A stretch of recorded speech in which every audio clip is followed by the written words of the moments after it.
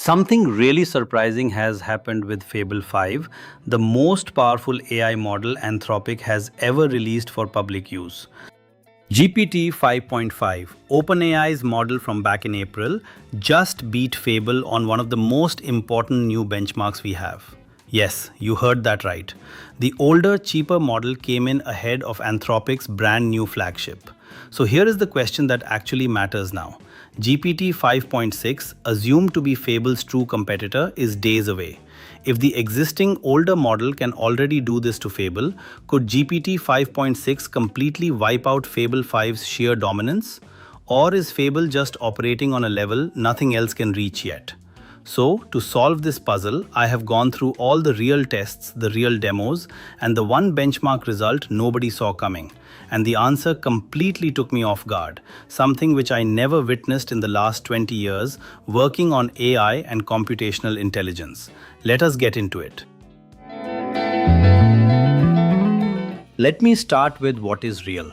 Because Fable 5 has been public for 2 days now, and people have put it through actual work, not just benchmark tables.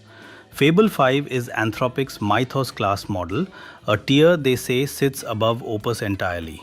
It costs $10 per million input tokens and 50 per million output, which is double what Opus 4.8 costs. And here is the thing the benchmark charts cannot tell you. The gap between Fable 5 and everything else is not even across the board. It is small on quick tasks and enormous on long ones. Wharton professor Ethan Mollick put this to the test and reported that Fable 5 worked continuously for 9.5 hours, independently building complex software tools, holding the thread the entire time. 9.5 hours of autonomous work. That is not a chatbot answering a question. That is something closer to a junior engineer you hand a project to on Monday morning. But Mollick also flagged the catch, and it is a big one. The token consumption on those long tasks is extreme. The longer Fable 5 runs, the more it costs, and it runs long by design. So the same thing that makes it powerful is the thing that makes it expensive to actually deploy. Now, benchmarks and professor tests are one thing. What does it feel like when you sit down and give it the kind of work you would actually pay for? That is where it gets interesting. Now, this is really crucial. A creator ran Fable 5 through 6 hands-on builds head-to-head against Opus 4.8 and GPT 5.5 on codex, not benchmarks, actual things you would ask an AI to make. The pattern that came out of it tells you almost everything about where this model wins. Start with the simplest one, a one-shot browser game. The prompt was just build a top-down shooter, one HTML file, make it feel alive. Opus 4.8 built something that worked, functional, playable, fine. Then Fable 5 built the same thing, and it was a different category of result. Polished lighting, real sound effects, a dash mechanic, a proper hit feedback system, all from a single prompt. GPT 5.5 on Codex produced a working game too, but no sound and visually well behind. On this one, Fable 5 did not just win, it set the standard. Then it escalated. The next test asked for a full 3D explorable wizarding castle playable in the browser with working spells. Fable 5 ran for 30 to 40 minutes, and here is the part that stuck with me. It opened the browser itself, walked through the castle on its own, and tested its own spells to verify they worked before calling the job done. The result was a castle you could actually explore with spells that actually functioned. Opus 4.8 built something that looked similar, but the spells did not really work, and the ledge it placed could not even be walked on because it never checked its own work. That self-verification is the real story of Fable 5. But before you decide this is a clean sweep, the next test complicates everything. As we are about to enter the most crucial part of the video, just hit that like button and press that lonely subscribe button as well. The third test was a business landing page, and this is where the shine came off a little. Both Opus 4.8 and Fable 5 produce the same tired look. purple gradients, the generic AI tells, the templated hero section everyone has seen 1,000 times. Fable 5's version was maybe 10 to 15% cleaner, and it did add smarter components like a working inbox preview. But the honest takeaway from the person running the test was blunt. A Mythos class model does not automatically save you from AI slop. You still have to bring your own taste. And this is the exact crack GPT 5.6 is built to exploit. Because the single most consistent thing in every GPT 5.6 leak is front-end generation. Developers are calling it UI de-slopification. A tech blogger named Leo shared a screenshot where GPT 5.6, with no detailed design prompt at all, generated a minimalist note app called Lumen Notes with pixel-perfect spacing, restrained lavender tone color choices instead of the usual high saturation mess, and a real typographic hierarchy. The same person had been complaining about GPT's ugly front-end output 10 days earlier. That is the leap. GPT 5.6 is also reported to carry a 1.5 million token context window, larger than Fable 5's, and a heavy focus on token efficiency, which is the precise weakness Maulik identified in Fable. Cheaper to run, cleaner interfaces, more accessible. OpenAI is not trying to outmuscle Fable 5, it is trying to win the work most people actually do. And then came the benchmark result that flipped the whole narrative.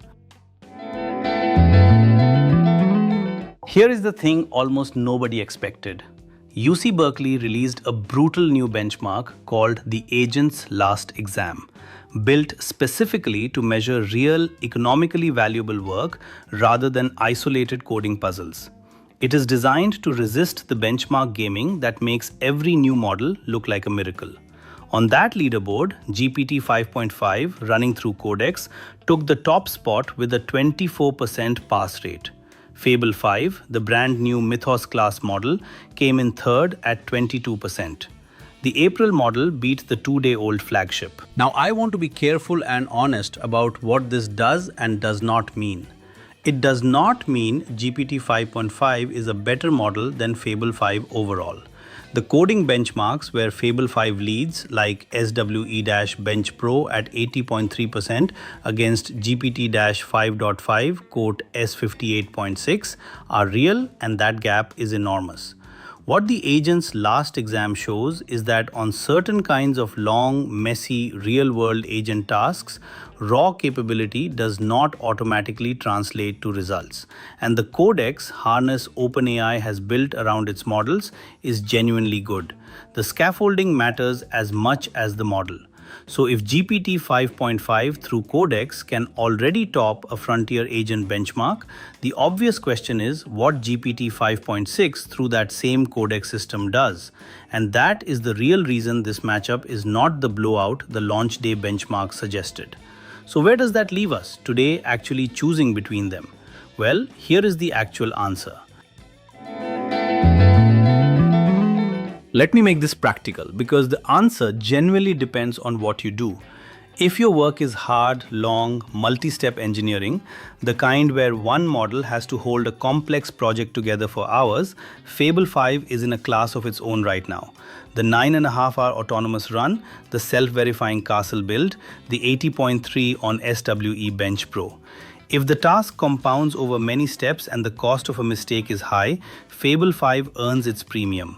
If your work is front-end, interfaces, dashboards, landing pages, the things where design taste matters, then GPT 5.6 looks like it was built precisely for you, and it will almost certainly cost a fraction of what Fable 5 burns through.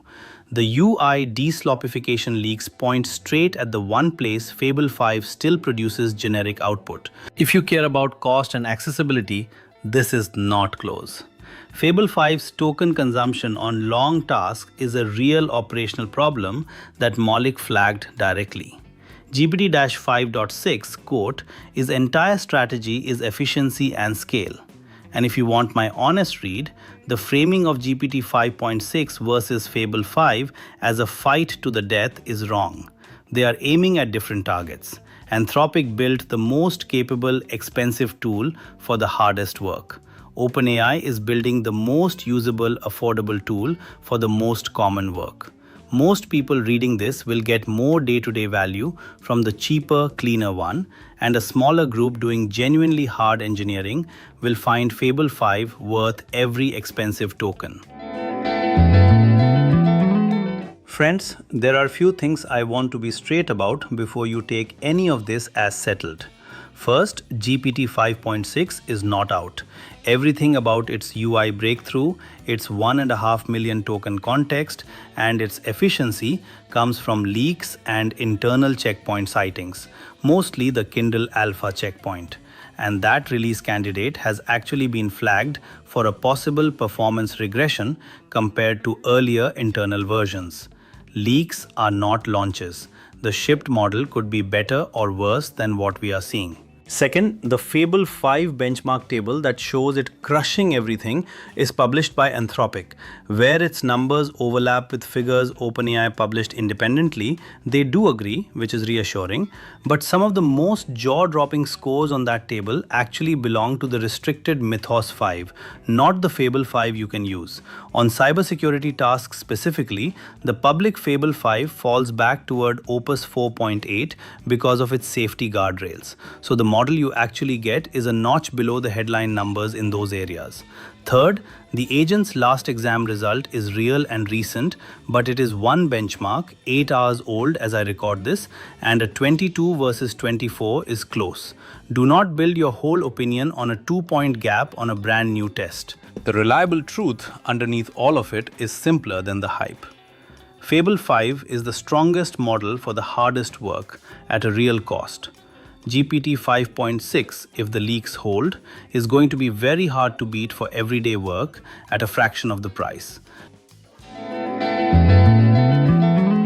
So can GPT 5.6 beat Mythos Fable 5?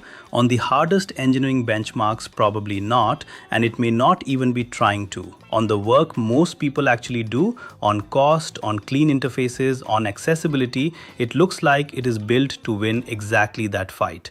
The real takeaway perhaps is that the era of one best model is over. The smart move is not picking a side. It is knowing which model to reach for on which task and routing your work accordingly.